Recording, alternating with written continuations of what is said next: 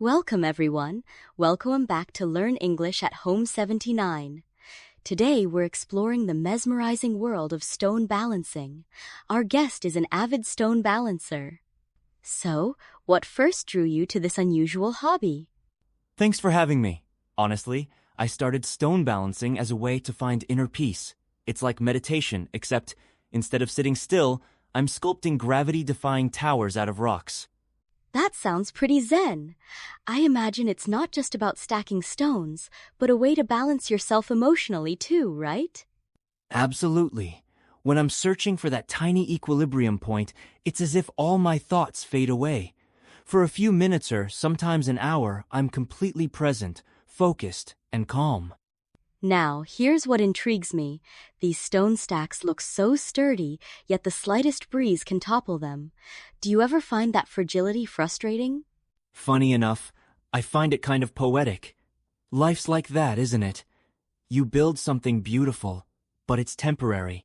Watching a balanced sculpture stand still in our fast-paced world feels almost magical. So, it's the impermanence that adds to the beauty? Exactly. Some people see a pile of rocks. I see a moment of harmony that could vanish any second. That fleetingness makes it all the more special. I'm curious, how long does it usually take you to achieve a perfect balance? Are we talking minutes or marathon sessions? It really depends. Sometimes it clicks in 5 minutes. Other times I'll spend over an hour nudging stones millimeter by millimeter. It's all about patience and never giving up, even when a stack collapses. Sounds like a serious exercise in perseverance. Have you ever had a session where you just couldn't get it to work? Oh, plenty of times. But that's part of the learning curve. Every failed attempt teaches you something about angles, textures, and your own tolerance for frustration. Let's address the skeptics. I've seen online comments claiming these stone stacks are fake photoshopped or glued. How do you respond to those accusations? Honestly, I get a kick out of it. The disbelief just shows how much we underestimate what's possible. If people think it's impossible, maybe they've never tried or seen it in person. It's almost like a magic trick, except the magic is real, thanks to physics. Have you ever done a live demo to prove the naysayers wrong?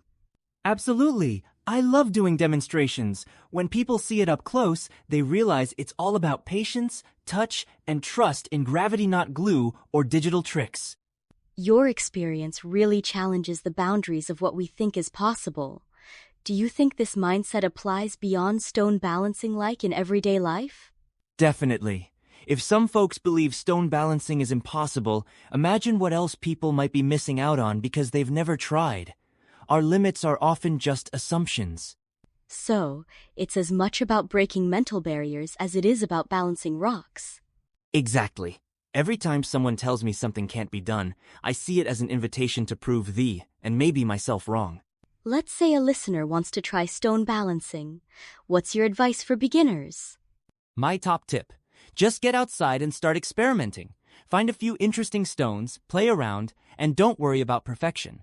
It's about enjoying the process and learning through trial and error. Are there any safety tips or etiquette to keep in mind? Absolutely always respect local regulations, avoid disturbing wildlife, and never use stones from protected areas. And if you're stacking near water or trails, be mindful of others. You mentioned earlier that balance is often felt more than seen. Can you explain how you know when you found the sweet spot for a stone? It's like a subtle click you feel in your fingers. The stone almost settles when gravity locks it in place. Sometimes the adjustment is so tiny, it's invisible to the eye, but your hands know immediately. Reminds me of those wooden block games, except way more intense.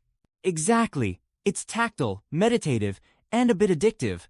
The feedback loop between your hands and the stones is incredibly satisfying when you finally nail the balance. Does the type or shape of the stone matter? And do you scout for special locations to balance? Great questions. Flat stones are easier for beginners, but irregular shapes add challenge and beauty. I love exploring riversides or beaches, places with lots of variety and textures to experiment with. So it's a blend of art and geology, knowing your materials, right? Absolutely. You end up developing an eye for which stones want to balance together. It turns every walk into a treasure hunt. We've touched on tranquility, but let's dig deeper. How does stone balancing serve as a mindfulness or therapeutic practice for you? It's my go-to stress reliever. When I'm balancing, all the noise in my head quiets down. It's like a moving meditation, total focus on the here and now, with the bonus of creating something beautiful. That's powerful, almost like nature's answer to yoga or deep breathing exercises. Exactly. And studies have shown that spending time in nature, especially through creative activities, lowers cortisol levels and boosts mood. This hobby checks all those boxes. Final thoughts. What keeps you coming back to stone balancing, even after stacks fall or photos fail to capture the moment? It's the process, not just the outcome. Every attempt is a mini lesson in patience, creativity, and letting go. Plus, it's a fantastic excuse to spend time outdoors. The journey is just as rewarding as the result. That's inspiring. Thanks for reminding us all to embrace the journey and accept the unexpected. Here's to more balanced moments in art and in life. Thanks for having me. And to anyone listening, grab some stones, get your hands dirty, and who knows, you might just find your own sense of balance out there.